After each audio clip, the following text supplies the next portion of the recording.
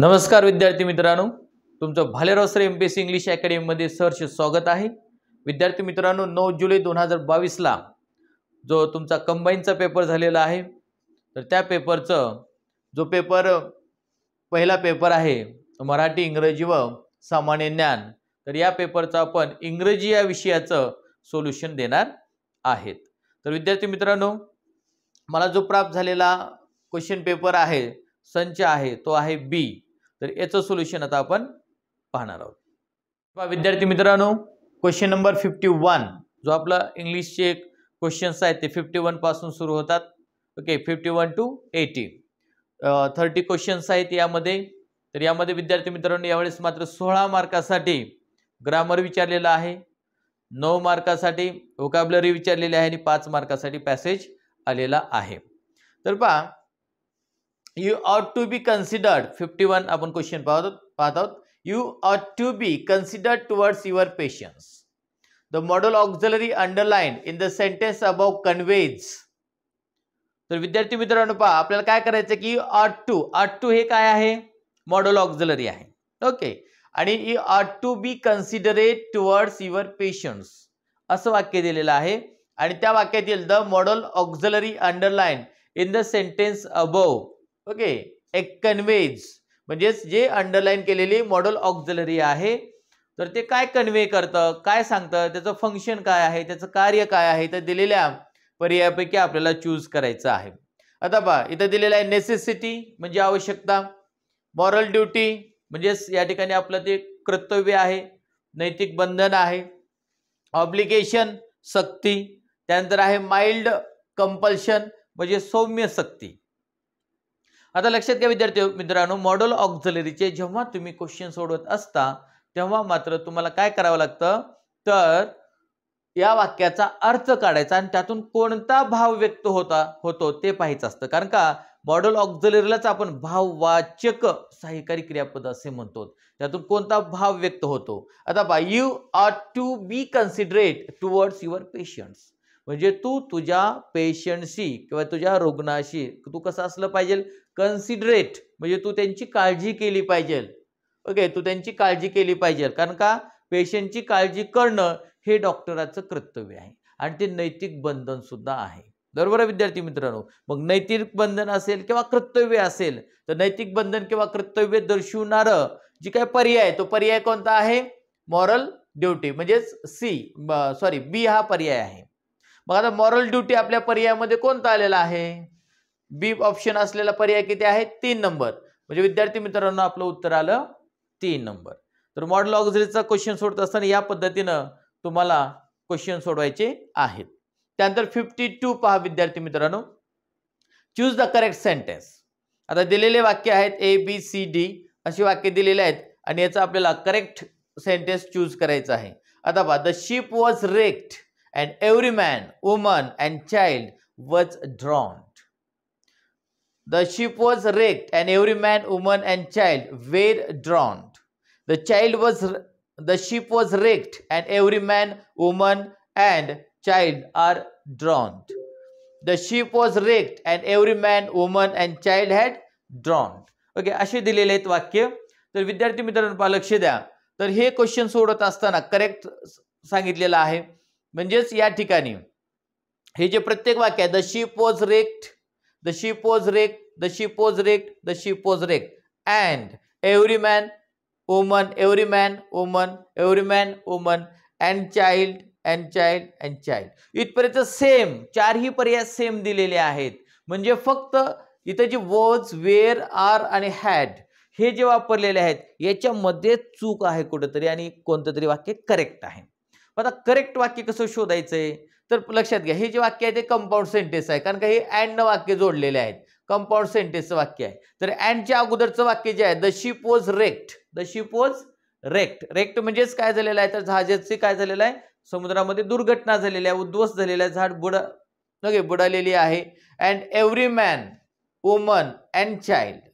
Okay, आता लक्षात घ्या विद्यार्थी मित्रांनो, एव्हरी मॅन, एव्हरी जे काय आहे, मग एव्हरी वन असेल, एव्हरीबडी असेल, हे जे आहेत हे इनडेफिनाइट प्रोनाउन आहेत। कोणते करतायत, इनडेफिनाइट प्रोनाउन आहेत। आणि इनडेफिनाइट प्रोनाउनच्या नंतर नेहमी एक वचनित सहाय्यकारी क्रियापद वापरलं जातं. म्हणून या ठिकाणी एव्हरी मॅन म्हणजे प्रत्येक माणूस असेल, एव्हरी वुमन प्रत्येक स्त्री असेल किंवा एव्हरी चाइल्ड अशा अर्थाने ते वापरलेलं आहे. प्रत्येक म्हणजेच डिस्ट्रीब्यूट सेपरेट म्हणजेच या ठिकाणी हे इनडिफिनाइट प्रोनाउन आहे, अनिश्चित सर्वनाम आहे आणि इनडिफिनाइट प्रोनाउनच्या पुढे नेहमी एकवचनित सहाय्यकारी क्रियापद वापरलं जातं आणि एकवचनी सहाय्यकारी क्रियापद असलेला पर्याय मग कोणता आहे? वॉज आहे. ओके, आणि त्यामुळे उत्तर आपलं ए आहे. तर पहा आता ए असलेला पर्याय कोणता आहे? ए असलेला पर्याय इथं बोथ ए अँड डी म्हणलेला आहे, इथं ए म्हणलेला आहे, मात्र डी चुकीचा आहे. तर ए करेक्ट आहे. डी का चुकीचा आहे? तर या ठिकाणी जे काही वाक्य आहे the ship was wrecked and every man, woman and child had drowned. Okay, आता या ठिकाणी हे जे पुढलं वाक्य आहे तर ते वाक्यात क्रिया जे हॅडनं जी दर्शवलेली क्रिया आहे ती कंप्लीट झालेली पाहिजे. ओके, आणि ते पॅसिव्ह वॉइस मध्ये असायला पाहिजे होतं, म्हणजे ते वाक्य थोडंसं अर्थपूर्ण झालं असतं. कारण का द शिप वॉज wrecked म्हणजेच पहा जहाज काय झालेले आहे? खराब झालेले आहे आणि समुद्रामध्ये बुडालेले आहे. Every man, woman and child had ड्रॉन्ड आणि मग प्रत्येक माणूस, स्त्री असेल, मूल असेल बुडालेलं होतं. आता जहाज उद्ध्वस्त झाली, प्रत्येक व्यक्ती, माणूस असेल, स्त्री असेल आणि चाइल्ड असेल किंवा मूल असेल बुडालेलं होतं.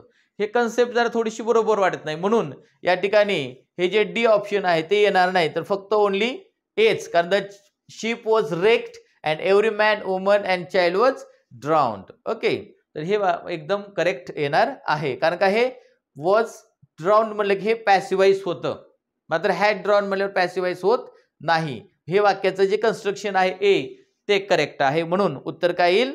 4 नंबर ओनली ए हे आपलं उत्तर असणार आहे. ठीक आहे बा विद्यार्थी मित्रांनो, नेक्स्ट क्वेश्चन आपण पाहत आहोत 53. The military is going to lay a trap to arrest the terrorist. The underlined form in the sentence above is used to convey.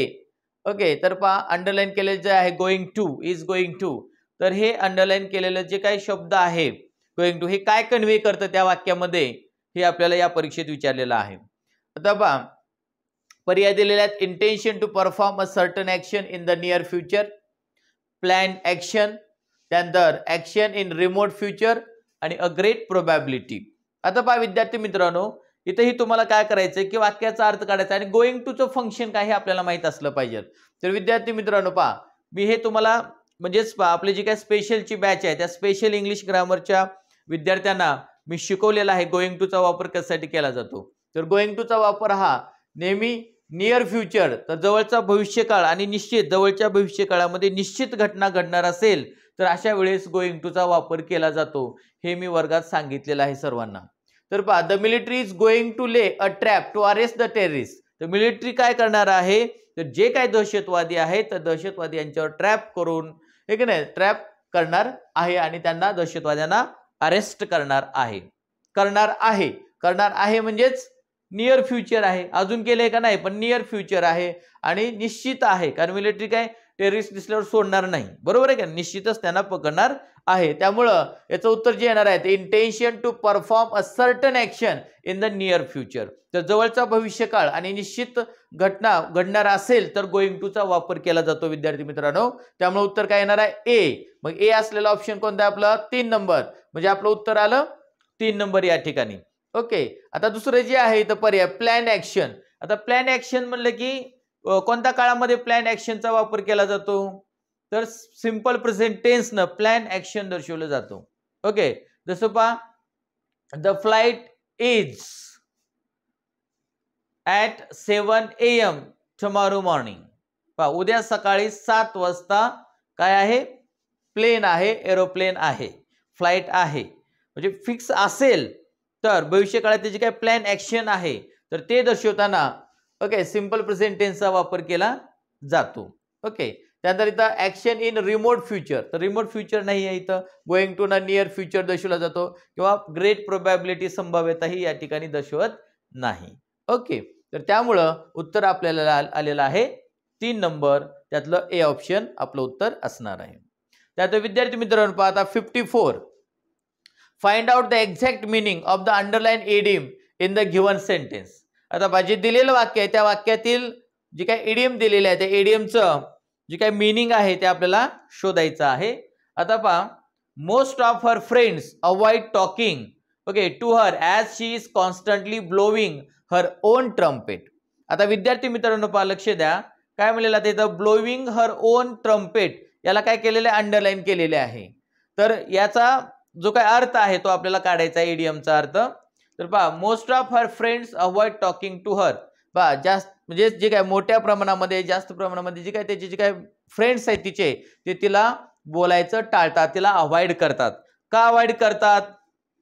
As she is constantly, कारण का ती सतत काय करते, ब्लोविंग हर ओन ट्रम्पेट, म्हणजे स्वतःचीच तुतारी वाजवते, स्वतःच ट्रम्पेट वाजवते. म्हणजे याचा अर्थ काय, नेहमी स्वतःबद्दल बोलते. नेहमी स्वतःबद्दल बोलते म्हणजे याचा अर्थ काय, नेहमी स्वतःची स्तुती स्वतः करत राहते. मग आता स्वतःची स्तुती करणे, स्वतःबद्दल बडाया मारणे, आहे की नाही. मग आता स्वतःबद्दल बडाया मारणे म्हणल्यानंतर किंवा स्वतःची स्तुती करणे याचा अर्थ असा होत असल्यामुळे खालील जी काय पर्याय दिलेले आहेत तर ते पर्याय आपण पाहूया.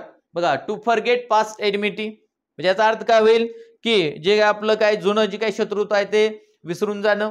किंवा टू बी व्हेरी, त्यानंतर to put in all possible efforts, जेवढे शक्य आहे तेवढं एफर्ट्स प्रयत्न करणे. टू बी व्हेरी बिझी, खूप व्यस्त राहणे. आणि टू बोस्ट अबाउट सेल्फ, म्हणजे स्वतःबद्दल बडाया मारणे. तर पहा विद्यार्थी मित्रांनो, मग यातलं उत्तर काय येणार आहे, to boast about self. Okay, म्हणजे स्वतःबद्दल बडाई मारणे हे आपलं उत्तर येणार आहे. ओके, ठीक आहे. तर अशा प्रकारे वाक्याचा अर्थ काढायचा आहे. बघा विद्यार्थी मित्रांनो, बऱ्याच वेळेला विद्यार्थ्यांची म्हणजे प्रॉब्लेम काय असतं, आता क्लासमध्ये पण विद्यार्थी म्हणतात सर आम्हाला जरा व्होकॅब्युलरीचा प्रॉब्लेम आहे, ठीक आहे, आम्ही कशा पद्धतीने याचे उत्तर सोडवावेत. आता पहा विद्यार्थी मित्रांनो, तर तुम्हाला यासाठी वाक्याचा अर्थ काढता येणं गरजेचं आहे.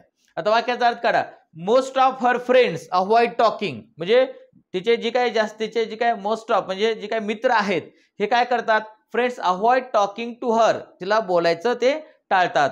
हर as she is constantly blowing her own trumpet, कारण ती सतत काय करते, स्वतःचीच तुतारी वाजवते, म्हणजे स्वतःबद्दलच ती सतत बोलत राहते. म्हणून मुलं काय करतात, तिचे जे काही फ्रेंड्स आहेत ते तिला बोलायचं टाळतात. म्हणजे ती स्वतःबद्दल बोलते म्हणजे स्वतःची बढाई मारते. हे बरोबर आपण त्यातून असा अर्थ काढायचा असतो आणि त्याच्यानुसार खालील ऑप्शन. तर ठीक आहे पहा विद्यार्थी मित्रांनो, नेक्स्ट क्वेश्चन आपण पाहत आहोत 55. The underline word in the given sentence is. आता जो काय दिलेलं वाक्य आहे त्या वाक्यातील हा जो अंडरलाइन केलेला शब्द आहे तर तो काय आहे ते आपल्याला ओळखायचा आहे. Notwithstanding the late hour she attended the meeting as scheduled. आता पहा हे जे आहे मग हे ॲडवर्ब आहे. अँड ॲडवर्ब क्रियाविशेषण आहे. डेफिनाइट आर्टिकल निश्चित आर्टिकल आहे. प्रेपोजिशन शब्दयोगी अव्यय आहे का ऑक्झिलरी वर्ब आहे. ओके, का ऑक्झिलरी वर्ब आहे ते आपल्याला पाहायचंय. आता याचा वाक्याचा अशा वेळेस काय करायचं पहा लक्षात घ्या. ॲडवर्ब हे नेहमी कुठे येतं, क्रियापदाच्या नंतर येतं किंवा क्रियापदाबद्दल माहिती सांगतं. मात्र इथं क्रियापद आहे का, द लेट आवर हे क्रियापद आहे का, नाही आहे. त्यामुळे इथं अँड ॲडवर्ब येणार नाही. ओके, डेफिनाइट आर्टिकल येणार नाही. नॉट विथ स्टँडिंग हे आर्टिकल नाहीयेच. ओके, मग आता हे प्रेपोजिशन आहे आणि वर्ब ही ऑक्झिलरी वर्ब म्हणलं तर ते वर्ब ही नाही, त्यामुळे ते प्रेपोजिशनच आहे. सोपी गोष्ट आहे पहा. म्हणजे इथं आपण वाक्याचा अर्थ सुद्धा काढला नाही, लक्षात घ्या. ओके, याला हे इथं जर क्रियापदाबद्दल विशेष माहिती सांगितली असती तर ॲडवर्ब म्हणून आपण त्याला ओळखलं असतं.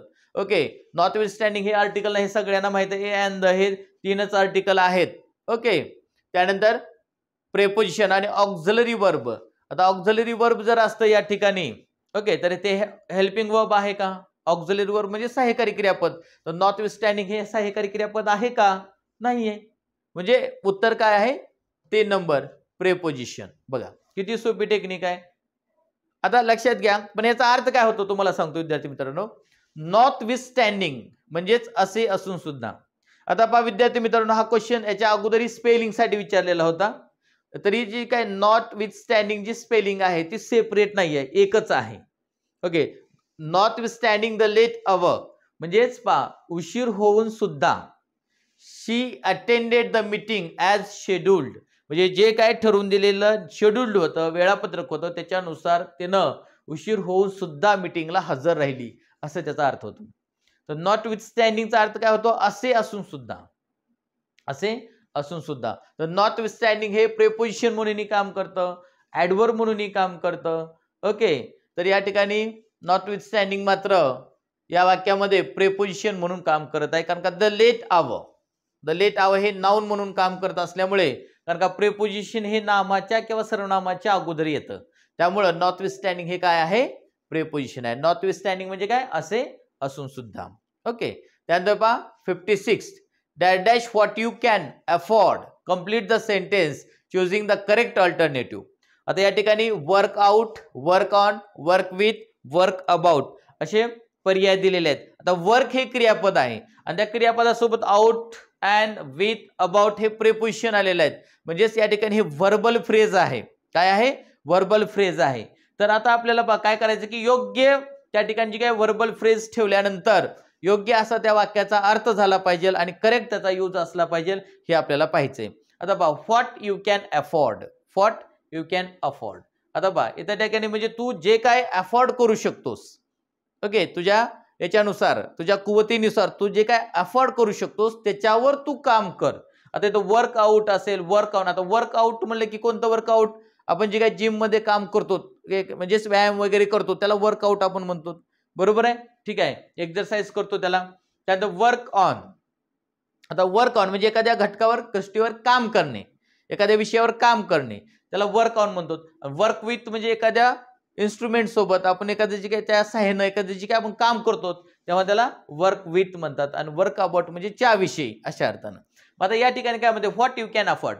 तर या ठिकाणी वर्कआउट चालणार नाही, कारण तुला जे परवडू शकतं त्याच्यावर तू काम कर असं म्हणलेलं, म्हणून work on what you can afford असं वाक्याचा अर्थ करेक्ट येईल. Work on what you can afford. आता वर्क विथ का घ्यायचं नाही, तर पुढे कुठल्या इन्स्ट्रुमेंटचा उल्लेखच झालेला नाही, तर घ्यायचा विषय नाही. वर्क अबाउटच्या विषयी कर म्हणजे तो कुठला विषय दिलेला नाही, कशाविषयी काम करायचे ते, त्यामुळे करेक्ट उत्तर काय येणार आहे, work on what you can afford. म्हणजे तू ज्याला अफोर्ड करू शकतोस, हे की नाही, तुझ्या कृतीप्रमाणे तू त्यावर काम कर असं सांगितलेलं आहे.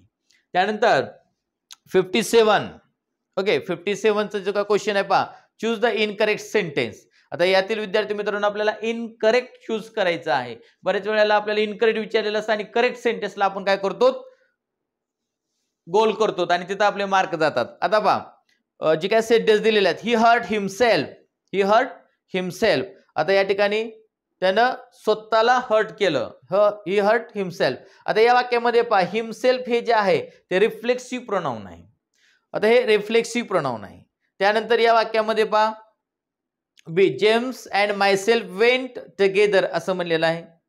Behave yourself. आता बिहेव नंतर युअर सेल्फ आलेला, युअर सेल्फ हे सुद्धा रिफ्लेक्सिव्ह प्रोनाउन आहे. रिफ्लेक्सिव्ह प्रोनाउन हे नेहमी क्रियापदानंतर आलेलं असतं, आहे की नाही. तर हीचं रिफ्लेक्सिव्ह प्रोनाउन हिमसेल्फ झालं. मग हे आज्ञार्थी वाक्य आहे. बिहेव हे काय आहे, मूळ क्रियापद आहे आणि आज्ञार्थी वाक्याचा कर्ता नसतो, म्हणजे कर्ता काय असतो, यू असतो. म्हणजे इथं काय आहे, यू आहे असं आज्ञार्थी वाक्यामध्ये आपण गृहीत धरायचं असतं. म्हणजे यूचं रिफ्लेक्सिव्ह प्रोनाउन काय होतं, युअर सेल्फ. म्हणजे सी पण उत्तर करेक्ट आहे, बरोबर आहे. आता आपण मुद्दाहून मी बी थोडंसं पाठीमागं ठेवतो, इथं थोडंसं मला कन्फ्युजन वाटत आहे. आता डी पाहूया आपण. She did it all by herself. पहा शीचं रिफ्लेक्सिव्ह प्रोनाउन हरसेल्फ आहे. She did it all by herself. Okay, म्हणजे तिनं ते स्वतः हे केलेलं आहे. आता या ठिकाणी हे जे हरसेल्फ आहे हे रिफ्लेक्सिव्ह प्रोनाउन आहे किंवा यालाच आपण एम्फॅटिक प्रोनाउन सुद्धा म्हणू शकतो. मात्र आता जो करता आलेला आहे, जे सर्वनाम आलेलं आहे किंवा नाम आलेलं आहे त्याचंच रिफ्लेक्सिव्ह प्रोनाउन वाक्यात असलं पाहिजे. ओके, आता या ठिकाणी हे ए सी डी हे करेक्ट आहेत, मात्र आपल्याला इनकरेक्ट विचारलेलं आहे. आता बी हे इनकरेक्ट आहे. तर बी हे इनकरेक्ट कसं आहे पहा, James and myself went together. आता वेंट हे वर्ब आहे. कोणाचं वर्ब आहे, जेम्स अँड मायसेल्फचं आहे. जेम्स हे काय नाऊन आहे. तर पहा इथं जर नाऊन असेल तर अँड नंतर सुद्धा नाऊन किंवा प्रोनाऊनच आलं पाहिजे, रिफ्लेक्सिव्ह प्रोनाऊन चालत नाही. कारण का रिफ्लेक्सिव्ह प्रोनाऊन जे आहे हे नेहमी क्रियापदाच्या नंतर येत असतं. कधी येत असतं, क्रियापदाच्या नंतर. क्रियापदाच्या अगोदर रिफ्लेक्सिव्ह प्रोनाउन येत नसतं. ओके, इथं पहा James and I went together चालतं, James and I went together चालतं, परंतु जेम्स अँड मायसेल्फ चालत नाही. ओके, म्हणून बी इनकरेक्ट सेंटेन्स आहे. त्यामुळे बी पर्याय जो आहे तो कोणता आहे, 3 नंबर हे आपलं उत्तर आलं. तर 3 नंबरचं म्हणजे हे काय आहे, बी हे काय आहे, इनकरेक्ट आहे. बघा क्वेश्चन 58. द जज ordered that the accused be set free. The sentence above expresses dash dash mood. आता पहा subjunctive mood, imperative mood, indicative mood आणि एक्सप्रेसिव्ह असं विचारलेलं आहे. तर वर्ब द मूड हा टॉपिक विद्यार्थी मित्रांनो तुम्हाला मी वर्गामध्ये डिटेल घेतलेला आहे. तर द जज ordered that the accused be set free या वाक्याचा मूड कोणता आहे हे आपल्याला विचारलेलं आहे. तर लक्षात घ्या विद्यार्थी मित्रांनो, वाक्यामध्ये दॅट हे कंजक्शन आलेलं आहे. वाक्यामध्ये काय आलेलं आहे, दॅट कंजक्शन आलेलं आहे. तर पहा सब्जेक्टिव्ह मूड कसा ओळखायचा हे मी तुम्हाला सांगितलेलं आहे. जर आज्ञार्थी पहा किती पद्धतीने आपण सब्जेक्टिव्ह मूड ओळखू शकतो. वाक्याचं आज्ञार्थी वाक्यामध्ये जर दुसऱ्याबद्दल चांगली इच्छा व्यक्त केली असेल तर त्या वाक्यात सब्जेक्टिव्ह मूड असतो. त्यानंतर वाक्यामध्ये जर ॲज इफ आला असेल किंवा ॲज दो आला असेल तर त्या वाक्यातील क्रियापदाचा मूड हा सब्जेक्टिव्ह मूड असतो. वाक्याची सुरुवात इफ न झाली असेल आणि त्या वाक्यामध्ये एकतर वेर आला असेल एकवचनी कर्त्यानंतर किंवा सिंपल पास्ट टेन्स आला असेल इफच्या वाक्यामध्ये तर त्या वाक्यातील क्रियापदाचा मूड हा सब्जेक्टिव्ह मूड असतो. तसेच वाक्याची सुरुवात इट इज टाइम किंवा इट इज हाय टाइमने झाली असेल तर त्या वाक्यातील क्रियापदाचा मूड हा सब्जेक्टिव्ह मूड असतो. तसेच वाक्यामध्ये दॅट कंजक्शन आला असेल तर त्या वाक्याचा मूड सुद्धा सब्जेक्टिव्ह मूड असतो. ओके, हे सगळे रूल्स मी घेतलेले आहेत वर्गामध्ये. तर पहा द जज order that the accused be set free. जजनं ऑर्डर दिली की जो अक्युज्ड आहे, जो दोषी आहे, जो आरोपी आहे तर त्याला सेट फ्री म्हणजे त्याला फ्री करण्यात यावं असं त्याने ऑर्डर दिलेलं आहे. जजनं ऑर्डर दिलेली आहे. ओके, म्हणजेच पहा म्हणजे जजनं या ठिकाणी ऑर्डर दिलेली आहे किंवा जो अक्युज्ड आहे त्याला फ्री करण्याची इच्छा व्यक्त केलेली आहे. तर सब्जेक्टिव्ह मूड मध्येच काय असते की इच्छा व्यक्त केलेली असते. आणि या ठिकाणी सुद्धा या वाक्यात सुद्धा आता जो अक्युज्ड आहे त्याला फ्री करण्याची इच्छा व्यक्त केलेली आहे म्हणजे ऑर्डर दिलेली आहे. तर अशा प्रकारे या वाक्याचा मूड काय असणार आहे, सब्जेक्टिव्ह मूड असणार आहे.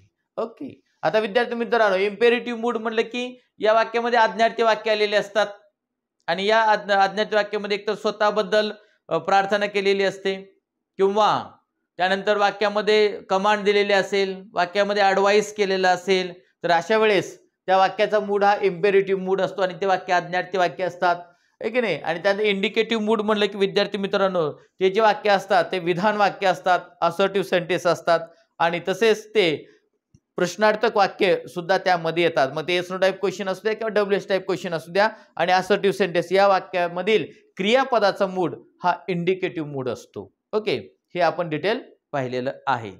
ठीक आहे, पहा विद्यार्थी मित्रांनो नेक्स्ट क्वेश्चन आपण पाहत आहोत 59. Grishma spoke with white heat असं दिलेलं वाक्य आहे. Select the correct meaning of the underline. पहा अंडरलाइन केलेला जो वर्ड आहे, जो शब्द आहे तर त्याचा आपल्याला करेक्ट मिनिंग शोधायचा आहे. पर्याय दिलेत नॅचरल श्रीवनेस, ओके, इंटेन्स पॅशन, त्यानंतर प्लेन व्हॉइस आणि कनिंग पॅशन. ओके, असे त्याचे अर्थ दिलेले आहेत. तर या ठिकाणी पहा Grishma spoke with white heat असं म्हणलेलं आहे. आता याच्यामध्ये ग्रीष्मा बोलली, कशी बोलली, विथ व्हाईट हीट. हीट म्हणजे की आपल्या लक्षात येतं हीट म्हणजे काय, उष्णता, तीव्रता. व्हाईट हीट म्हणजे याचा अर्थ कसं झालेला आहे, याचा म्हणजे एक संदर्भ घ्यायचा असतो. आता अशा प्रकारची वाक्य सोडवत असताना मी सांगितलेलं वारंवार की हे जे वोकॅब्युलरीवर आलेले जे काही वाक्य असतात तर याचा व्यवस्थित अर्थ काढा. त्याचा अर्थ ओके व्यवस्थित दडलेला असतो त्या शब्दामध्ये आणि त्याचं बरोबर आपल्याला उत्तर खाली शोधता येतं. आता पहा Grishma spoke with white heat. Grishma बोलली, कशी बोलली, विथ व्हाईट हीट म्हणजे अतिशय तीव्रतेने बोलली, अतिशय रागात बोलली असा त्याचा अर्थ होतो. हीट म्हणजे की उष्णता, उष्णता म्हणजेच राग. ओके, अशा पद्धतीने इथं आपल्याला घ्यायचंय. मग select the correct meaning of the underline. आता पहा नॅचरल श्रीवनेस, याचं उत्तर येणार आहे का, नाही. ओके, द नॅचरल श्रीवनेस म्हणजे एक चतुरपणा अशा अर्थाने ते घेतलेलं आहे. इंटेन्स पॅशन म्हणजे तीव्र, पॅशन म्हणजे एकदम तीव्रतेने ती बोललेली आहे. ओके, आणि त्यानंतर प्लेन व्हॉइस म्हणजे साध्या आवाजामध्ये. कनिंग पॅशन म्हणजे धूर्त पद्धतीनं, नाही. ओके, तर ह्याचं उत्तर काय येणार आहे, इंटेन्स पॅशन म्हणजे तीव्रता तिची बोलण्याची, रागावण्याची, रागाची तीव्रता वाढलेली आहे त्यामुळं इंटेन्स पॅशन हे उत्तर येईल. व्हाईट हीटचं उत्तर काय येईल, इंटेन्स पॅशन. ओके, त्यानंतर choose the best meaning of the underline word. 60 question पाहूया आपण. शी पायरुटेड अक्रॉस द स्टेज. पहा आता शी पायरुटेड अक्रॉस द स्टेज. आता इथं पायरुटेड ह्या शब्दाचा आपल्याला करेक्ट मिनिंग अंडरलाईन केलेलं आपल्याला घ्यायचं आहे. आता पहा रॅन फास्ट, टूक अ फास्ट टर्न और स्पिन, स्पोक लाऊडली, लुक्ड अँशियसली. आता विद्यार्थी मित्रांनो लक्ष द्या, मी काय म्हणलेलं की अशा प्रकारचे वाक्य सोडत असताना वाक्याचा अर्थ काढा. Okay, she pirouetted across the stage. आता पहा याच्यामध्ये स्टेजवर तिनं काय केलेलं आहे, पायरुटेड असं म्हणलेलं. पायरुटेड म्हणजेच काय झालेलं असतं, जे काय टो आहे जो अंगठ्यावर आहे त्या अंगठ्यावर तिनं अशी गिरकी घेतलेली आहे. पायरुटेड म्हणजेच गिरकी घेणे. ओके, आता स्टेजवर तिनं गिरकी घेतलेली आहे. आता पहा रॅन फास्ट म्हणजे तिनं फास्ट पळाली का, गिरकी घ्यायची म्हणल्यावर. पायरुटेड म्हणजेच की नाही फिरणे, तर किंवा अंगठ्यावर असं गोल गोल फिरणे. ओके, त्याला रॅन फास्ट म्हणता येईल का, स्पोक लाऊडली मोठ्यानं बोलणे म्हणता येईल का, नाही. लुक्ड अँशियसली ती अतिशय चिंतातूर दिसली असं म्हणता येईल का, नाही म्हणता येत. मग टूक अ फास्ट टर्न और स्पिन म्हणजे टूक अ फास्ट टर्न म्हणजे तिनं डान्स करत करत काय केलेला आहे, फास्ट टर्न घेतलेला. आणि स्पिन, स्पिन झाली म्हणजेच जागेवर गोलाकार ते फिरू लागली. म्हणजेच याचा अर्थ काय येणार आहे, पायरुटेडचा अर्थ टूक अ फास्ट टर्न और स्पिन असे येणार आहे. ओके, ठीक आहे पहा विद्यार्थी मित्रांनो नेक्स्ट क्वेश्चन आहे आता 61. He said to me help him in setting the accounts. Okay, which of the following sentence correctly changes the sentence above into an indirect speech. आता पहा विद्यार्थी मित्रांनो दिलेलं जे वाक्य आहे ते डायरेक्ट स्पीचचे आहे आणि आता आपल्याला इनडायरेक्ट स्पीचचं करेक्ट वाक्य आपल्याला शोधायचंय. तर विद्यार्थी मित्रांनो अगोदर काय करायचं की आपल्याला जो दिलेला प्रकार आहे वाक्याचा तो कोणता प्रकार आहे ते शोधायचे. कारण का विधान वाक्य आहे, असर्टिव्ह सेंटेन्स आहे, इंट्रोगेटिव्ह सेंटेन्स आहे, प्रश्नार्थक वाक्य आहे का, डब्ल्यूएच टाइप क्वेश्चन आहे का, एचओ टाइप क्वेश्चन आहे का, इम्पेरेटिव्ह सेंटेन्स आहे का किंवा एक्सक्लामेटरी सेंटेन्स आहे का किंवा लेटची रचना आहे का. हे अगोदर इनडायरेक्ट स्पीच करताना वाक्याचा प्रकार आपल्याला ओळखता येणं गरजेचं आहे. आता इथं पहा मग कसं ओळखायचा, तर इन्व्हर्टेड कॉमा मध्ये वाक्याची सुरुवात कशाने झाली ते पाहायचं. कशाने झाली, हेल्प मूळ क्रियापदान झाली आणि शेवटी पूर्णविराम आलेला आहे म्हणजेच इम्पेरेटिव्ह सेंटेन्स आहे, आज्ञार्थी वाक्य आहे. काय आहे, आज्ञार्थी वाक्य आहे. तर विद्यार्थी मित्रांनो पहा आज्ञार्थी वाक्याचं इनडायरेक्ट स्पीच करत असताना वाक्याचा अर्थ काढायचा आणि त्याच्यानुसार आपल्याला रिपोर्टिंग वर्ब घ्यायचं असतं. म्हणजे आपण सेट टू काढून काही वेळेला टोल्ड घेऊ शकतो, सजेस्टेड घेऊ शकतो, आस्क्ड घेऊ शकतो, रिक्वेस्टेड घेऊ शकतो, ऑर्डर्ड, विश्ड, ॲडवाइज्ड, हे की नाही. म्हणजे त्या वाक्याच्या अर्थानुसार आपल्याला रिपोर्टिंग वर्ब बदलावं लागतं. आता पहा ही सेड टू मी, तो मला म्हणाला help him in settling the accounts. म्हणजे जे त्याचं जे काही अकाउंट आहे, जे काही सेटलिंग आहे तर ते सेटलिंग करण्यासाठी, अकाउंट सेट करण्यासाठी ठीक आहे, तर त्याला मदत कर असं तो मला म्हणाला. आता त्यानं जर आपल्याला दुसऱ्याला मदत करायला सांगितली असेल तर त्या वाक्यामध्ये काय येणार आहे, रिक्वेस्ट येणार आहे. कारण तो काय त्याला विनंती करणार आहे. ती व्यक्ती आपल्याला विनंती करू शकतो की त्याला मदत कर, हेल्प, त्याला मदत कर. म्हणजेच ती काय करू शकते, व्यक्ती आपल्याला रिक्वेस्ट करू शकते, आहे की नाही. म्हणून पहा या ठिकाणी हेल्प मदत करण्यासाठी सांगितलेलं असल्यामुळं या ठिकाणी रिक्वेस्ट आणि म्हणून रिक्वेस्टेड असलेलं जे वाक्य आहे सी हे उत्तर आपलं येणार आहे. कारण का ए मध्ये टोल्ड आलेलं आहे, इथं परस्युडेड आहे, इथं अर्ज्ड आहे, मात्र रिक्वेस्टेड असलेलं करेक्ट सेंटेन्स आहे. He requested me to help him in settling the accounts. आणि जे त्याचं जे काही अकाउंट्स आहे ते सेटलिंग करण्यासाठी त्यानं ही रिक्वेस्टेड मी, त्यानं मला विनंती केली to help him in settling the accounts. Account settling करण्यासाठी त्यानं मला ओके विनंती केली असं त्याचा अर्थ होतो. आता या ठिकाणी जर आपण टोल्ड म्हणलं, he told me to help him in settling the accounts, तर इथं टोल्ड त्याने मला सांगितले, फक्त जस्ट सांगितलं तर एवढं कोण आपण मदतीला तयार होत नाही. विनंती केली तर आपण काय करतो, जरा त्या विषयाकडे लक्ष घालतो. परस्युडेड त्यानं माझं मन वळवलं. आता मन वळत बसायची गरज नाही, तिथं विनंती केली की ऑटोमॅटिक मन वळतच, त्यामुळे परस्युडेड म्हणायची गरज नाही. अर्ज्ड एवढी विनवणी करायची सुद्धा गरज नाहीये. अर्ज्ड म्हणजे विनवणी केली, हे का नाही, हे थोडं रिक्वेस्ट पेक्षा पण जास्त होतं. म्हणून या ठिकाणी फक्त हेल्प, त्याला मदत कर असं सांगितलेलं आहे, त्यामुळे तिथं रिक्वेस्ट हे उत्तर आपलं करेक्ट आहे. त्यामुळं सी ऑप्शन असलेलं उत्तर आलं 2 नंबर. ओके, त्यानंतर पहा विद्यार्थी मित्रांनो 62 हा क्वेश्चन आपण पाहणार आहोत. या क्वेश्चन मध्ये the word avaricious is synonyms with dash dash.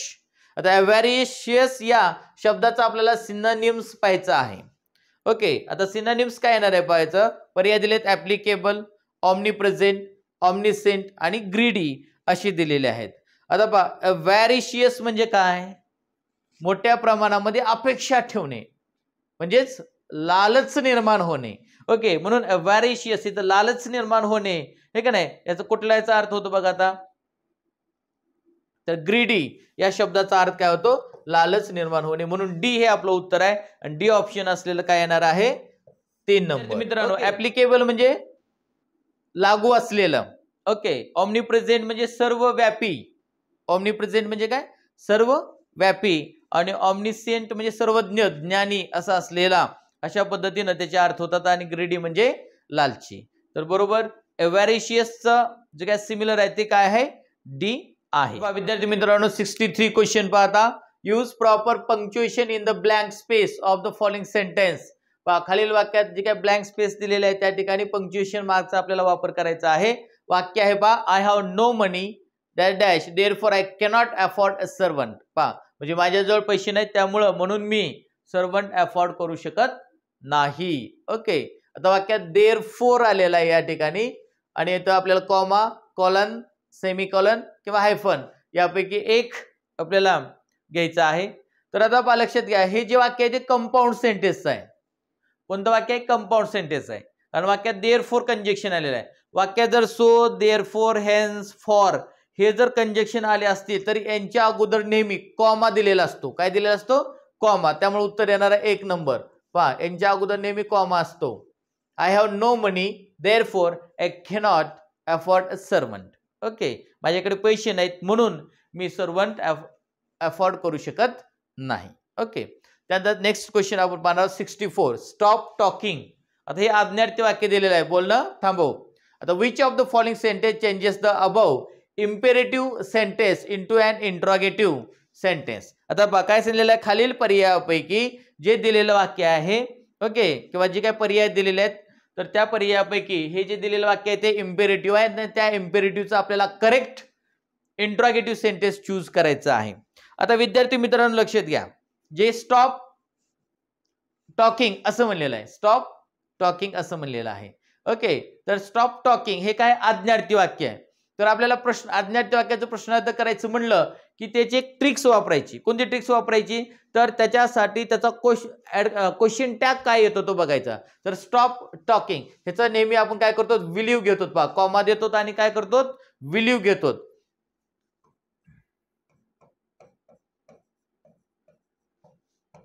Okay, विलीव घेतो म्हणजे विलीव आपण क्वेश्चन त्याला विचारतो म्हणून विलीव असलेला पर्याय बघायचा कोणता आहे तो. तर विलीव असलेला पर्याय सी आहे. Okay, will you stop talking. कारण का पहा स्टॉप टॉकिंग बोलणं थांबव, विल यू तू थांबवशील का, म्हणजे विल ना आपण क्वेश्चन त्याला विचारतो म्हणून विल यू स्टॉप टॉकिंग, तू बोलणं थांबवशील का. ओके, अशा पद्धतीने सी. मग सी असलेला पर्याय कोणता आहे, 3 नंबर. तर आपलं उत्तर आलं 3 नंबर. ओके, तर अशा प्रकारे जे काय अशा आज्ञार्थी वाक्य आलेले असतील त्याचं त्या पद्धतीने क्वेश्चन टॅग करायचं आहे. त्यानंतर नेक्स्ट क्वेश्चन. तर पहा विद्यार्थी मित्रांनो 65 जो क्वेश्चन आहे तो dash dash is the correct compound noun in the plural form. Okay, आता या ठिकाणी कंपाऊंड नाउन प्लुरल फॉर्म मध्ये दिलेला आहे. तर कंपाऊंड नाउन म्हणले की पहा brothers in law, brother in laws, okay, brothers in laws, brethren in law असं दिलेलं आहे. कंपाऊंड नाउन आहे ते. ओके, एक सिंग्युलर नाउन असेल तर नाउन, पण हे 2-3 शब्द एकत्रित येऊन एक नाही ते जे काही नाउन तयार होतं त्याला कंपाऊंड नाउन असं म्हणतात. मात्र यातलं करेक्ट प्लुरल कंपाऊंड नाउन आपल्याला विचारलेलं आहे. आता याच्यामध्ये पहा ब्रदरचं ब्रदर्स इन लॉ, तर हे एक करेक्ट वाटतं मला. ओके, आणखीन मात्र कारण का प्लुरल करताना जे काय सुरुवातीला लॉला कधी यस लागत नसतं त्यामुळे हे चुकीचं आहे. ओके, जे सुरुवातीचं नाउन आहे त्यालाच यस लागत असतं आणि मग त्याच्यानुसार ते प्लुरल होत असतं. त्यानंतर इथं लॉज यस याला लागणार नाही त्यामुळे हे चुकीचं आहे, ते चुकीचं आहे. आणि हे इथं थोडंसं ब्रिदर्न हे सुद्धा प्लुरल आहे. ओके, परंतु लक्षात घ्या हे जे ब्रदर आहे, ब्रदर इन लॉ, आपण ब्रदर इन लॉ म्हणजे कोण, मेहुणा. ओके, म्हणजे आणि हे ब्रिदर्न हा जो शब्द असतो हा शब्द कोणासाठी वापरला जातो, प्लुरल आहे, समाज बांधवासाठी वापरला जातो. आणि मग समाज बांधवासाठी ब्रदरचं ब्रिदर्न होतं आणि क्वचन. मात्र समाज बांधव जे आहेत हे सगळे आपले मेहुणे होऊ शकतात का, होऊ शकत नाहीत. कारण का इथं ब्रदर्स इन लॉ म्हणजे मेहुणे, बरोबर आहे का, अनेक मेहुणे. मात्र हे समाज बांधवासाठी वापरलेलं आहे, त्यामुळं इन लॉ हे घेतल्यामुळं हे चुकीचं आहे, हे आपलं उत्तर येणार नाही. त्यामुळे ब्रदर्स इन लॉ हे करेक्ट आपलं उत्तर येणार आहे, कारण ब्रदरचं प्लुरल नेहमी ब्रदर्सच होतं. ओके, म्हणून त्यामुळं ए आपलं उत्तर असणार आहे. आणि हे जरी ब्रदर प्लुरल वाटत असलं तरी पुढे इन लॉ घेतल्यामुळं हे करेक्ट नाही. ओके, म्हणजे समाज बांधव आपली मेव्हणी होऊ शकत नाहीत सगळेच, असं त्याचा अर्थ होतो. म्हणून उत्तर ए असलेलं, ओनली ए असलेलं उत्तर आहे 4 नंबर. तर हे आपलं 4 नंबर ऑप्शन आलेलं आहे. त्यानंतर 66 क्वेश्चन पहा विद्यार्थी मित्रांनो. This is the place where the murder was committed. This is the place where the murder was committed.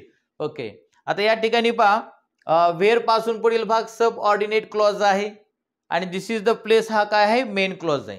तर पहा विद्यार्थी मित्रांनो, ज्या वाक्यात कंजक्शन आलेलं असतं किंवा रिलेटिव्ह प्रोनाउन आलेलं असतं ते वाक्य काय असतं, सब ऑर्डिनेट क्लॉज असतं. मग the clause underline in the sentence above is an adverbial clause, noun clause, adjective clause किंवा प्रेपोजिशनल क्लॉज. ओके, तर कोणता आहे ते आपल्याला उत्तर पाहायचं आहे. तर लक्षात घ्या विद्यार्थी मित्रांनो, वाक्याचा अर्थ काढायचा अगोदर आपल्याला. वाक्याचा अर्थ काढल्याशिवाय आपल्याला कळणार नाही.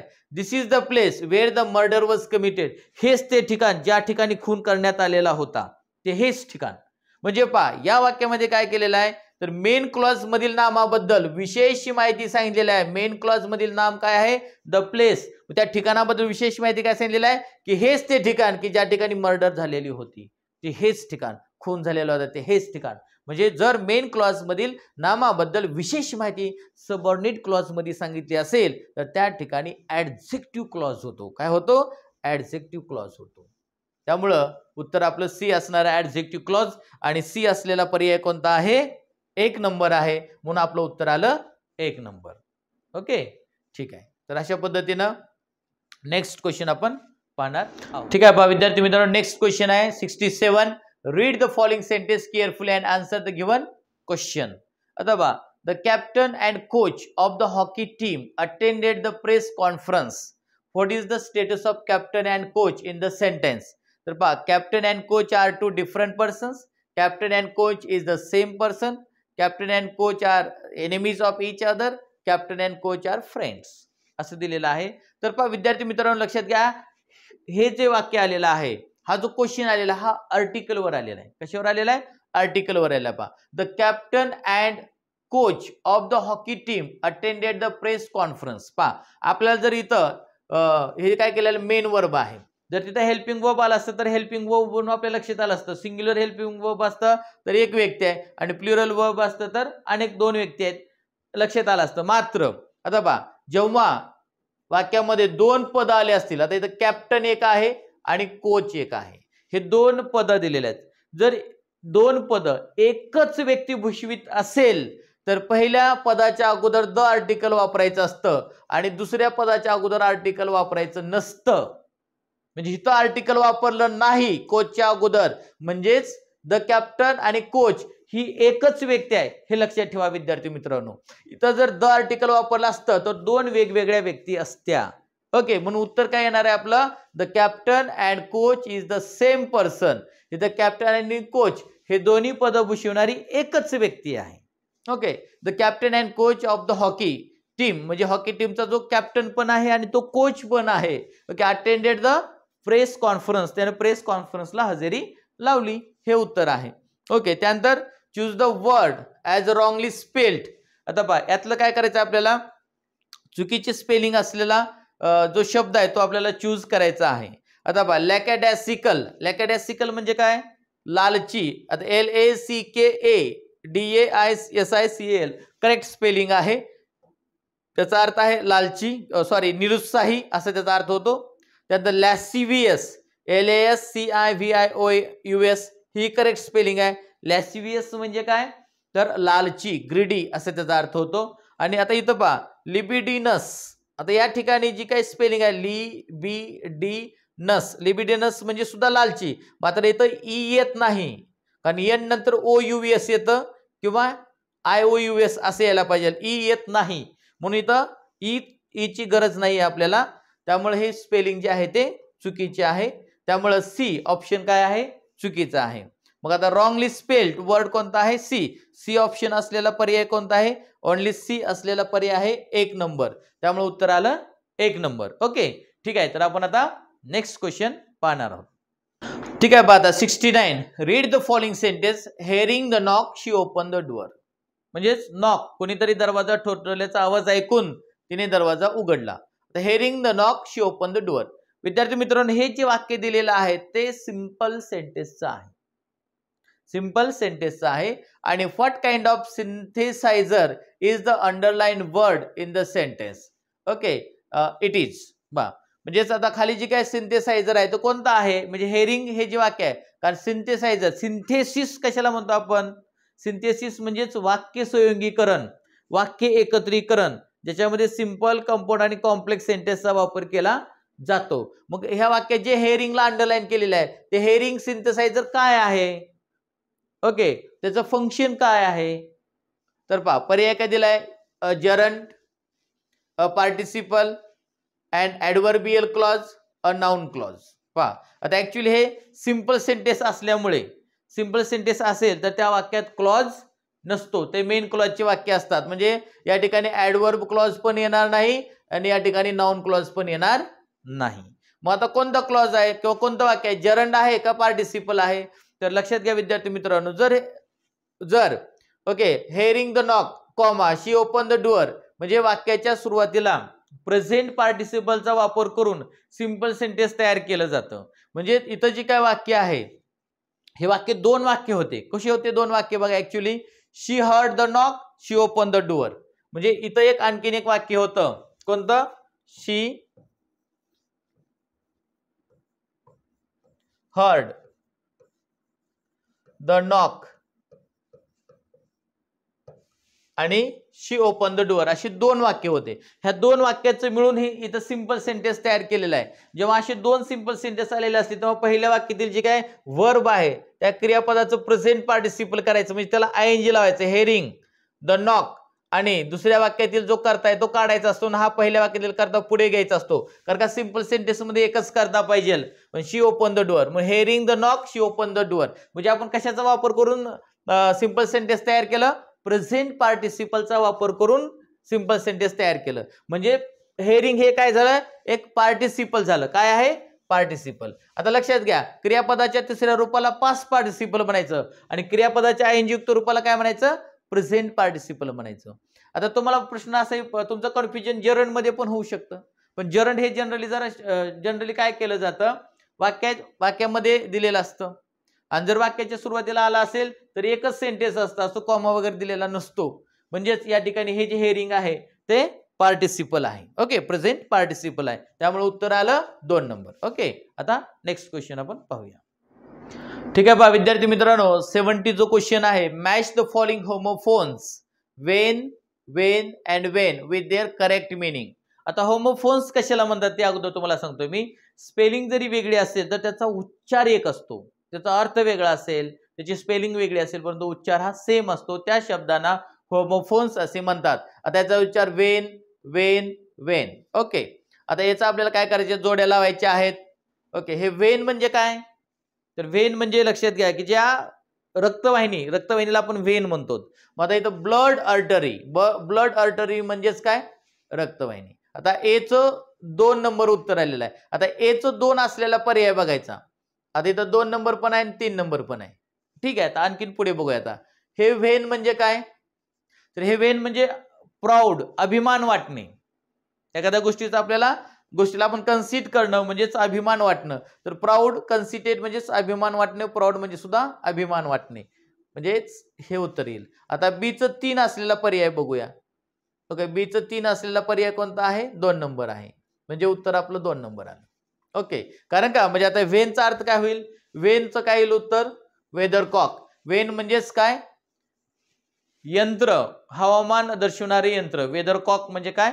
हवामान दर्शवणारे यंत्र असं त्याला आपण म्हणू शकतो. ओके, किंवा वाऱ्याची दिशा दर्शवणारे यंत्र असे आपल्याला त्याला म्हणता येतं. म्हणून उत्तर आलं 2 number. Question 71. Read the sentences carefully and choose a correct answer from the options given below. आता 2 वाक्य दिलेले आहेत, त्यातला आपल्याला करेक्ट सेंटेन्स चूज करायचं आहे. Milk and honey are a nourishing food. Milk and honey is a nourishing food. Okay, answer options दिलेले आहेत. Only A is correct, only B is correct, both A and B are correct, both A and B are incorrect. Okay, आता पहा विद्यार्थी मित्रांनो लक्ष द्या. हे जे दिलेलं वाक्य आहे milk and honey, milk and honey, milk and honey. Okay, आता इथं फक्त फरक आहे, इकडेही अनरिशिंग फूड आहे, इकडेही अनरिशिंग फूड आहे. फक्त फरक इथं हेल्पिंग वर्ब आर आलेला आहे, इथं हेल्पिंग वर्ब इज आलेला आहे. आता लक्षात घ्या, म्हणजे या दोन्हीमध्येच फरक आहे. आता मिल्क अँड हनी म्हणजे दूध आणि मध हे एक काय आहे, पदार्थ, एक नरिशिंग फूड आहे. म्हणजे दोन्ही वाक्यामध्ये एक नरिशिंग फूड आहे, दोन्ही मिळून एक नाही पोषण देणारं एक अन्न पदार्थ आहे. ओके, असं सांगितलेलं आहे. त्यामुळे इथं ए एक अन्न पदार्थ आहे, अनरिशिंग फूड म्हणलं, इथं ही अनरिशिंग फूड म्हणलेलं आहे एक. मग एक असेल तर त्यापुढे एक वचनित सहाय्यकारी क्रियापद यायला पाहिजे. मिल्क अँड हनी मिळून एक नरिशिंग फूड तयार होतं, म्हणून त्याचं उत्तर बी असणार आहे, करेक्ट सेंटेन्स असणार आहे. ए चुकीचं आहे, तर आपल्याला करेक्ट विचारलेलं आहे. मग ओनली बी इज करेक्ट असणारा पर्याय कोणता आहे, 2 नंबर. आता लक्षात घ्या, फक्त याच्यावरून अनरिशिंग फूड, अनरिशिंग फूड याच्यावरून आपल्या लक्षात आलं की हे एकच अन्न आहे, एकच फूड आहे, म्हणून त्या ठिकाणी एकवचनी सहाय्यकारी क्रियापद घेतलं पाहिजे, इज. ओके, ठीक आहे. त्यानंतर आता 72 पहा विद्यार्थी मित्रांनो. Her bank fell down from her purse असं वाक्य दिलेलं आहे. The underline word in the sentence above means. आता या ठिकाणी बँक या शब्दाला अंडरलाइन केलेले आहे, तर अंडरलाइन केलेल्या शब्दाचा अर्थ घ्या म्हणलेला आहे. तर balance, financial institution, side of a river आणि रॉ ऑफ कीज असे पर्याय दिलेले आहेत. आता विद्यार्थी मित्रांनो लक्षात घ्या, her bank fell down from her purse वाक्य कसं आहे. आता ऍक्च्युअली लक्षात घ्या, आपल्याला बँक म्हणलं की आपल्याला काय वाटतं, तर बॅलन्स असेल नाहीतर फायनान्शियल इन्स्टिट्यूशन असेल, या दोन्हीपैकीच एक आपल्याला उत्तर असेल असं वाटतं. पण विद्यार्थी मित्रांनो लक्षात घ्या, मी काय सांगितले की वाक्याचा अर्थ काढा तुम्ही. वाक्याचा अर्थ काढला की आपल्याला बरोबर लक्षात येतं. हर बँक पहा fail down from her purse म्हणजे तिची बँक तिच्या पर्स मधून पडली. आता लक्षात घ्या, बँक पर्स मधून पडणार आहे का, बरोबर आहे का. आता मग बँक मधून म्हणजे पर्स मधून काय पडणार आहे, रॉ ऑफ कीज म्हणजे चाव्यांचा गुच्छ पडणार आहे, बरोबर आहे का. म्हणजे या ठिकाणी काय येणार आहे, अभर बँक, बँकचा अर्थ काय येणार आहे इथं, रॉ ऑफ कीज, डी येणार आहे उत्तर. म्हणजे सोपं लॉजिक लावायचंय एक नाही. पर्स मधून काय पडणार आहे, चाव्या पडतील, इन्स्टिट्यूशन पडणार नाही, बॅलन्स पडणार नाही, हे नाही, साइड ऑफ रिव्हर हे येणार नाही, म्हणजे डी. मग डी असलेला पर्याय आपला कोणता आहे, 1 नंबर, म्हणून उत्तर आलं 1 नंबर. आता नेक्स्ट, ठीक आहे पहा विद्यार्थी मित्रांनो 73 क्वेश्चन आहे. आता one who lives for pleasure म्हणजे जो फक्त आनंदासाठी जगतो. One who lives for pleasure म्हणजे या ठिकाणी आपल्याला वन वर्ड सबस्टिट्यूशन पाहायचं आहे. याच्यासाठी एक वन वर्ड आपल्याला चूज करायचा आहे. One who lives for pleasure, which of the following word matches the meaning above म्हणजे वरीचं जे काही विधान दिलेलं आहे त्यासाठी खालील कोणता शब्द मॅच होतो हे आपल्याला पाहायचं आहे. One who lives for pleasure म्हणजे जो फक्त आनंदासाठी जगतो. आता बघा फॅनेटिक, फॅनेटिकचा अर्थ काय होतो, धर्मवेडा.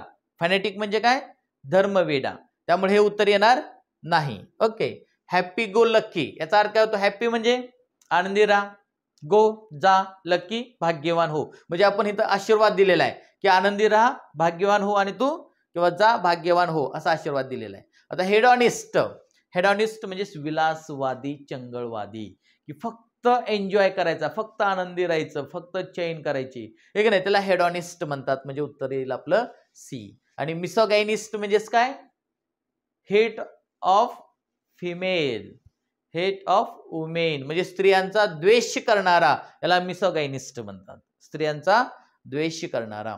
आणि हेडॉनिस्ट म्हणजे विलासवादी, हे की नाही, म्हणजे त्याचं उत्तर काय येणार आहे, सी, ऑप्शन 2 नंबर हे आपलं उत्तर असणार आहे.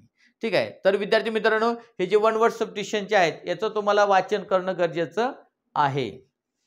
आता पहा, read the sentence carefully and identify what kind of conjunction the underline word is. जो अंडरलाइन केलेला वर्ड आहे तर त्या ठिकाणी खालीलपैकी कोणतं कंजक्शन आहे असं विचारलेलं आहे.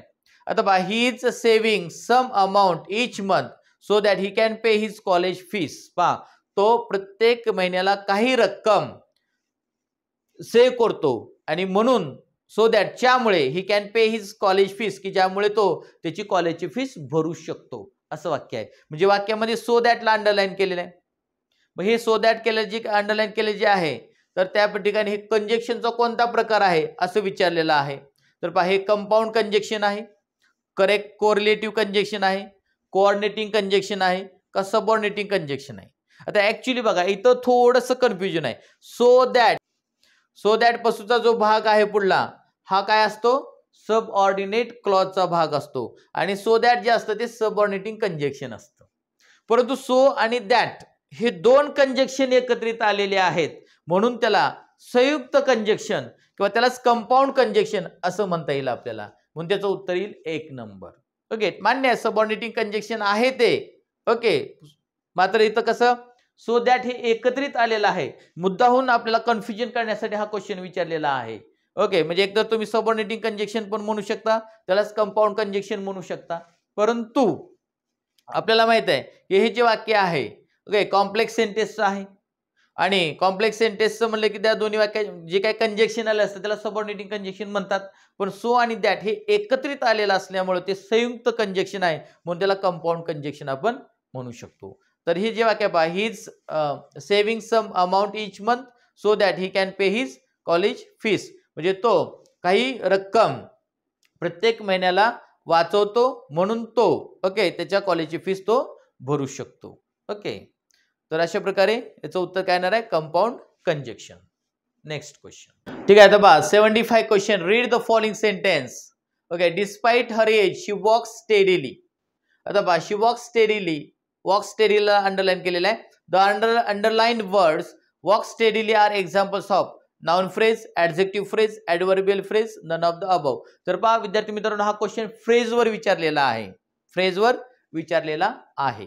आता लक्षात घ्या विद्यार्थी, डिस्पाइट हर एज म्हणजे तिचं एज असून सुद्धा, तिचं वय असून सुद्धा शी वॉक स्टेडीली म्हणजे ती एकदम व्यवस्थितपणे चालते. तिचं एवढं वय असून सुद्धा, ती वृद्ध झालेली असून सुद्धा ती व्यवस्थित चालते. आता लक्षात घ्या वॉक स्टेडीली, वॉक्स काय आहे क्रियापद आहे आणि स्टेडीली काय ऍडव्हर्ब आहे.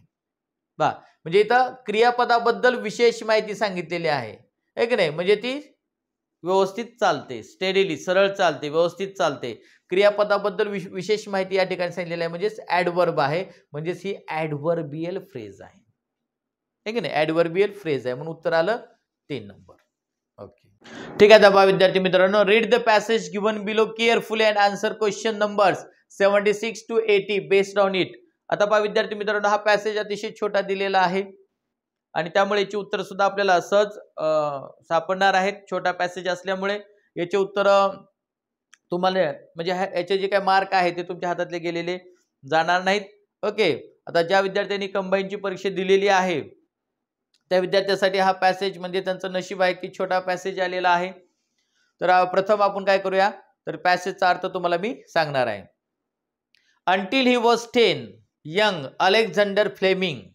हा जो पॅसेज आहे तो कोणावर आधारित आहे, अलेक्झांडर फ्लेमिंगवर आधारित आहे. Attended the nearby London moor school. पहा ते लंडनच्या मूर स्कूलमध्ये ते शाळेत जात होते. ओके, जेव्हा ते 10 वर्षाचे होते. Okay, he was then transfer to Darvel school which he attended with his brothers. पहा त्याचं ज्यावेळेस लंडन मूर स्कूलमधील शिक्षण संपल्यानंतर त्याला मात्र ट्रान्सफर केलं दुसऱ्या शाळेमध्ये. कोणत्या शाळेमध्ये, डार्वेल स्कूलमध्ये, की ज्या ठिकाणी त्याचे अगोदरच मोठे भाऊ शिकत होते त्या ठिकाणी त्यांच्या भावाबरोबर त्याला सुद्धा शाळेत पाठवलेलं आहे. कोणाला, अलेक्झांडर फ्लेमिंग यांना, लेखकांना.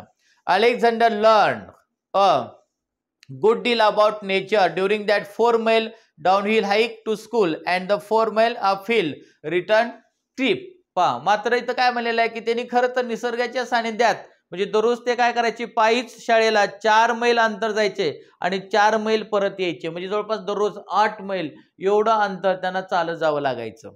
ओके, त्यानंतर पहा ही was a quick student and at. He was a quick student. तो एक क्विक स्टुडंट म्हणजे एक फास्ट लर्नर होता, तो म्हणजे जलद शिकणारा होता. Okay, and at 12 the age limit prescribed for Darvel school. Okay, he was sent to Kilmarnock academy. आणि मात्र वयाच्या 12व्या वर्षी त्यानं काय केलं, डार्वेल स्कूलमधून पुन्हा किल्मार्क अकॅडमी या ठिकाणी तो जॉईन झालेला आहे. 2 years later he joined his brothers John and Robert at the home of his Elder brother Thomas. Okay, आता 2 वर्षानंतर त्याचे जे काय 2 मोठे भाऊ आहेत, 2 वर्षानंतर त्याचा जो काय एल्डर ब्रदर आहे थॉमस, ओके, यांच्याकडे तो पुन्हा घरी आलेला आहे. आणि Thomas who was to become a successful occultist in London. पहा, मात्र तो लंडन मध्ये नंतर ते काय काम करायला लागले, occultist म्हणजे जादूगाराचे काम करू लागले. ओके, जादूगार, जादूचे खेळ तो करणारा तो सक्सेसफुल बिझनेसमॅन किंवा सक्सेसफुल व्यक्ती तो बनलेला आहे. कोण? त्याचा मोठा भाऊ Thomas. Okay, however the economic success of the family was yet to be and Alexander was forced to leave school, okay, for economic reasons. मात्र एवढं असून सुद्धा तरी सुद्धा त्याचं कुटुंब मात्र आर्थिक संकटाला फेस करत होतं, की ज्यामुळं ओके लेखकाला अलेक्झांडर फ्लेमिंग यांना शाळा सोडावी लागली. ओके, त्यानंतर when he was 16 he obtain a job in a shipping company. मात्र वयाच्या जेव्हा ते 16 वर्षाचे होते तेव्हा त्यांना शिपिंग या कंपनीमध्ये जहाजेवर त्यांना कामाला जावं लागलं. Okay, good Fortune however was on his side and on the side of humanity. मात्र एक काहीतरी त्यांचं चांगलं नशीब होतं. ओके, मानवतेच्या दयेतून किंवा मानवते जे काय त्यांचं जे काय फॉर्च्यून, गुड फॉर्च्यून आहे, एक चांगलं नशीब ओके त्यांचं असल्यामुळे काय झालेलं आहे, in 1901 he received a share in a legacy. पहा, 1901 मध्ये त्यांना काय केलेलं आहे, वारसा हक्कानं थोडीशी संपत्ती मिळालेली आहे. लेगेसी मीन्स वारसा हक्काने मिळालेली संपत्ती, which made it possible for him to return okay to school, की ज्यामुळे त्यांना पुन्हा परत शाळेत त्यांना जाता आलं, की त्यांच्याकडे पैसा असल्यामुळे. Okay, he decided to study medicine. आणि मग त्यांनी ठरवलं की आता आपण मेडिसिनचा अभ्यास करायचा, औषधाचा अभ्यास करायचा, औषधशास्त्राचा अभ्यास करायचा, असं त्यांनी ठरवलं. तर पहा विद्यार्थी मित्रांनो, अशा पद्धतीने हा आपण पॅसेज पाहिलेला आहे. आता याचे आपण क्वेश्चन्स जे आहेत त्याचे आन्सर आपण पाहणार आहोत. तर पहा 76 क्वेश्चन पहा पॅसेजवर आधारित आहे. Dash and at 12 the age limit prescribed for Darvel school. आता डार्वल स्कूल साठी 12 वर्ष वयाचे काय केले तर लिमिट ठरवण्यात आलेली होती. आता this in the context means that children were, म्हणजे कंटेक्स्टच्या हिशोबाने जर विचार केला तर काय मुलांच्या बाबतीत काय सांगितलेलं आहे, तर ऍक्च्युअली याचं उत्तर जे आहे ते 3 नंबर आहे. Allowed to remain in the school only up to the age of 12, म्हणजे ज्यांचं वय 12 वर्ष आहे त्यांनाच फक्त त्या शाळेमध्ये प्रवेश होता असं म्हणलेलं आहे.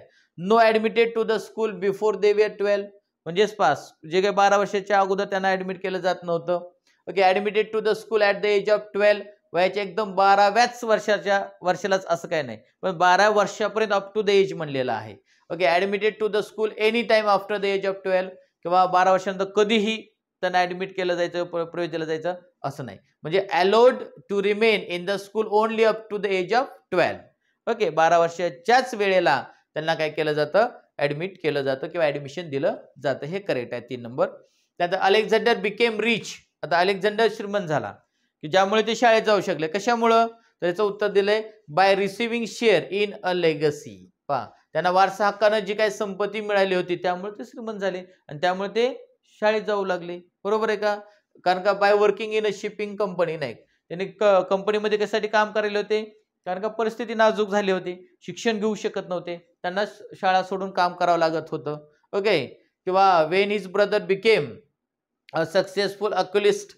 ओके, नाही त्याचा भाऊ जरी सक्सेसफुल जादूगार झाले होते मात्र तरी सुद्धा कुटुंबाची परिस्थिती सुधारलेली नव्हती.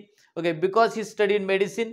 ओके, म्हणजे मेडिसिनचा अभ्यास केल्यामुळे श्रीमंत झाला असं आहे का, नाही, तर जे काय वारसा हक्कानं त्यांना जी काय थोडीफार संपत्तीचा शेअर भेटला त्यामुळे ते श्रीमंत झाले by receiving share in a legacy. Okay, त्यानंतर 78 पहा, the word legacy in the context means. या कंटेक्स्ट नुसार लेगसी या शब्दाचा अर्थ काय आहे, तर लेगसी म्हणजेच वारसा हक्काने मिळालेली संपत्ती. तर लेगसी इनहेरिटन्स, इनहेरिटन्स म्हणजेच काय, वारसा हक्क. लॉटरी, लॉटरी नाही, लॉटरी लागली नाही. गुडविल मनी. ओके, त्याला गुडविल मनी ही म्हणता येणार नाही.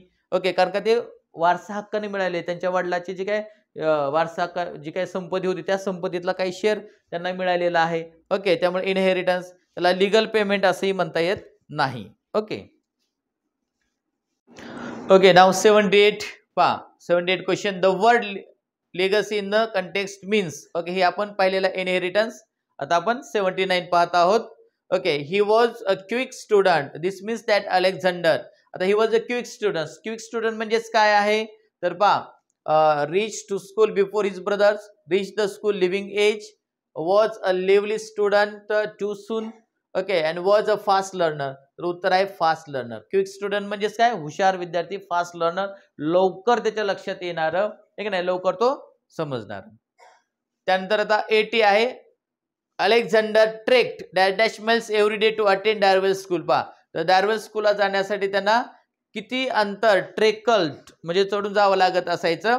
तर उत्तर येतं त्याचं 8 येतं. कारण का, जायचे 4 मैल्स आणि याचे 4 मैल्स असे दोन्ही मिळून 8 मैल्स एवढं अंतर येतं, म्हणून त्याचं उत्तर आलं 2 नंबर. ओके, तर अशा प्रकारे विद्यार्थी मित्रांनो मी हा क्वेश्चन पेपरचं सोल्युशन दिलेलं आहे. ओके, तर आपण ज्यावेळेस फायनल आन्सर की वगैरे पडेल त्यावेळेस तुमच्या लक्षात येईल, त्याच्यानुसार काही करेक्शन्स असू शकतात. आपण ओके या पद्धतीनं प्रामाणिकपणे तुम्हाला देण्याचा प्रयत्न केलेला आहे, सांगण्याचा प्रयत्न केलेला आहे. ओके, तर हे तुमच्या जे काय सूचना असतील त्या सूचनाही तुम्ही कमेंट्समध्ये कळवा. धन्यवाद विद्यार्थी मित्रांनो.